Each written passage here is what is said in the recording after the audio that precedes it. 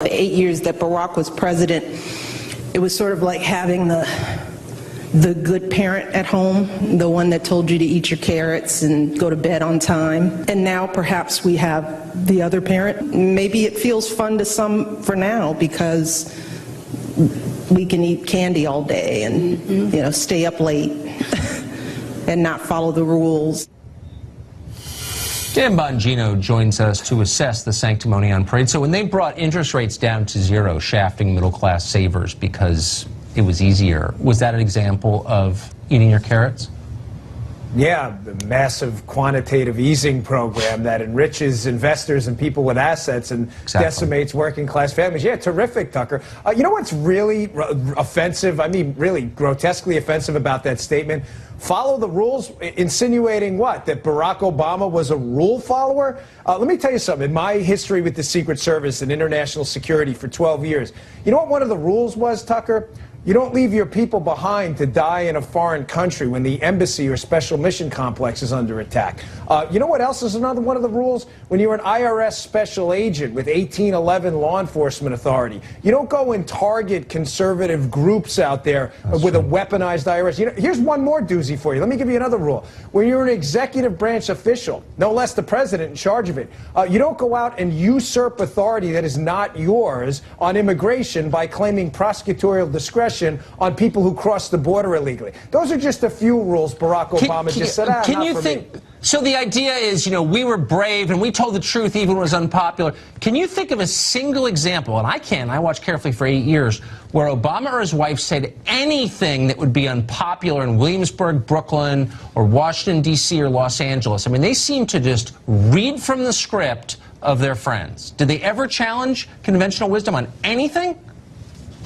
You know, no. You know, let me, to be fair, let me do one. There was one time I heard him give a speech about Vietnam veterans, and I thought it was a good speech. And he basically gave no safe harbor to people who had attacked our Vietnam veterans. You know, the Democrat Party had, and that was, but other than that, Tucker, he was a fake on taxes. He was awful on health care. He expanded the administrative state. He invented a bunch of presidential authority he didn't have. And I'd say with no reservations, he was the worst president in my lifetime. I'm 43 years old. Absolutely no doubt about that on any metric. I wonder if he invited Al Sharpton over to the White House 70-odd times as a policy advisor. I wonder if he and his wife ever think, you know, we left this country so desperate and unhappy that they elected Donald Trump to succeed us. I wonder, I mean, that's like kind of an obvious conclusion. Has it ever occurred to them? No, and Tucker, what's even worse about the Obama presidency, the constituencies he claimed to be a champion of, the poor, the working man, black people in middle income and lower income communities in the inner cities, were left far worse off by Barack Obama. Tucker, income inequality got worse under the Barack Obama era. Black unemployment, inner cities, we saw rioting in inner cities. Black unemployment was through the roof. These were the groups he claimed to want to defend. No, he left just about everybody worse off. You know, even racial discord in the United States by just about every available measure got worse. That's the legacy of the Obama Well, when presidency. Al Sharpton's your policy advisor, that tends to happen. I always forget, and my producer just reminded me in my ear, that you protected President Obama. I mean, you were on his detail. I've seen pictures of it. How do you feel? I mean, I don't even know what to ask you. What do you remember about that? Or what is this, her, quote, evoke in you? You know, the worst part about it for me personally is he was a nice guy to me personally. Yeah. And I know you feel it's not personal to me. Politics isn't.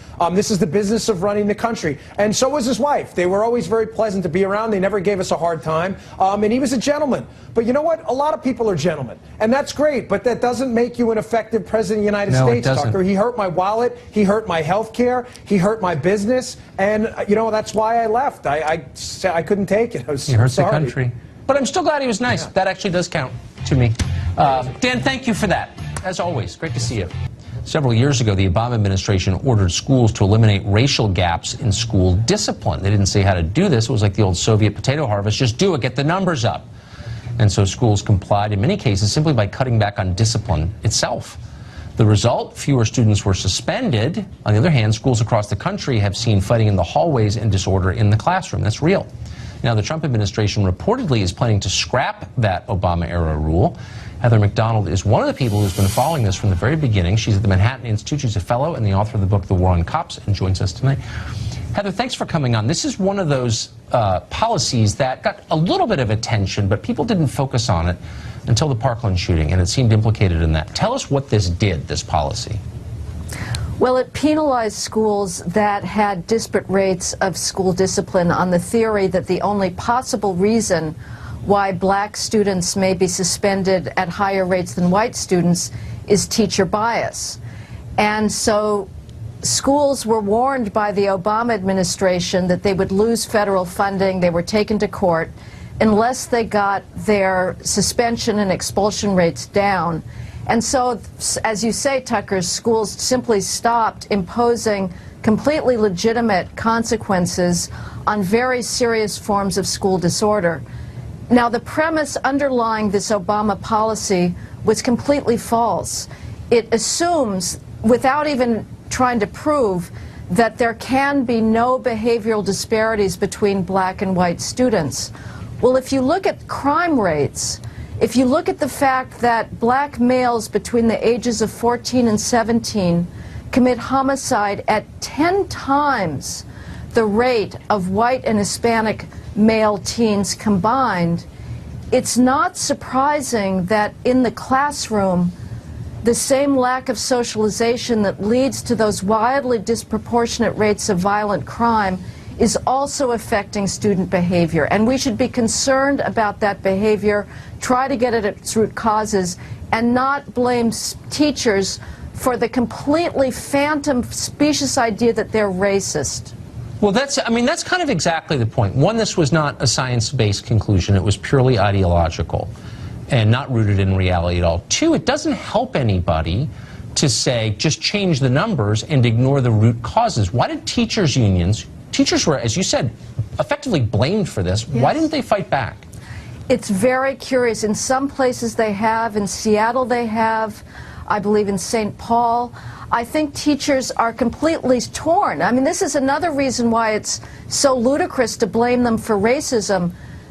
Teacher ed schools are one long marinade in white privilege theory. There's no more liberal group of professionals in the country than teachers. And so they want to, in a sense, believe in their own white privilege, and yet they will not speak out against the consequences of this. You have a reign of assaults against teachers in this country. In Buffalo, New York, a teacher was kicked in his head by students who said, "We can't be suspended."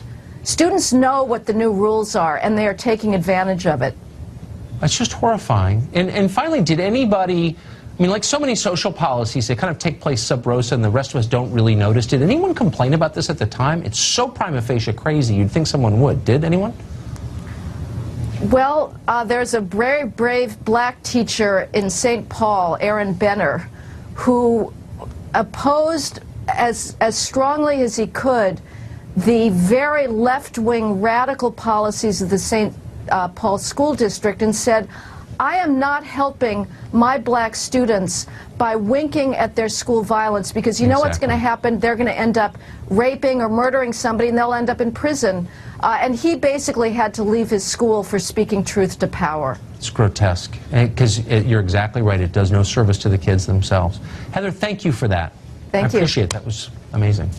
George Soros is a billionaire, but somehow his own money isn't enough to fund the totality of his anti-American agenda. So, U.S. taxpayers had to step into the breach and help as well, and they did. The Department of Justice documents newly obtained by Judicial Watch, thank heaven, show that in 2016, the Obama administration, whose misdeeds are now just coming to light, gave almost $9 million to support something called the East-West Management Institute. That's a Soros-funded venture. According to Judicial Watch, the money did little other than empower the socialist government of Albania, which spends a lot of time making its people more miserable. Tom Fitton is the president of Judicial Watch, and he joins us tonight. One of the reasons I'm so glad that you're here, Tom, is because you kind of tie a bow on stories. The Obama administration's over, but there's a lot that they did that we don't know anything about because the press refused to cover those stories. Tell us this small piece of it. What did they do in Albania and why? Well, they're supporting the socialist communist government there, the Soros operations, and they're doing it with taxpayer dollars. They were doing it in 2016, and they were even doing it in the first part of the Trump administration in 2017, co-sponsoring surveys of the population that generated 91% of the support in favor of the pro-government, pro-Soros operation that would have restricted the independence of the judiciary. You know, like all strongman governments, they don't like independent judiciaries. Right. So they were trying to reform the judiciary in a way that would have brought it under control of the socialist government there. And what's troubling is that obviously Soros needs no taxpayer money to do any of this advocacy work. But the State Department and USAID is partnering with Soros and basically allowing Soros to set our foreign policy agenda. And then secondly, Soros's operations, according to these documents, were allowed to come into the State Department and provide technical reviews of other applications for other government money in Albania. But, I mean, George Soros hates the United States, and I'm judging that by the projects that he funds, all of which are designed to change the country as it is now or to thwart U.S. interests. So why in the world would any State Department give money to a Soros-funded operation? Well, it's not only in Albania. We have had four lawsuits at one point. Albania, Romania, he's active in Hungary, Guatemala, Colombia. They're very, very active, and it doesn't take a lot of money to have a big impact in these countries, and the governments are under assault from the Soros State Department unity effort to bring socialism and stop anything in the area of reform, constitutionalism, the sort of things that Americans would be comfortable with. The Soros groups aren't. And, you know, look, he's a billionaire. He doesn't need the money, and when you fund him in one place, it means he has more money to spend elsewhere. So if you don't like what Soros is doing here at home, you should know it's being indirectly subsidized thanks to the State Department and USAID, at least as long ago as 2016. So Soros is getting State Department money. Planned Parenthood, which is an arm of the Democratic Party, gets $500 million a year in taxpayer funds. Is there any right of center or pro-America group that gets any taxpayer funding of any kind? Well, I think most of them don't think to ask for it. But certainly the State Department is not terribly interested in funding groups that are antagonistic to their agenda abroad. And this is kind of another way for the State Department to stick it to the Trump administration. Yeah. Because some of this activity was taking place in early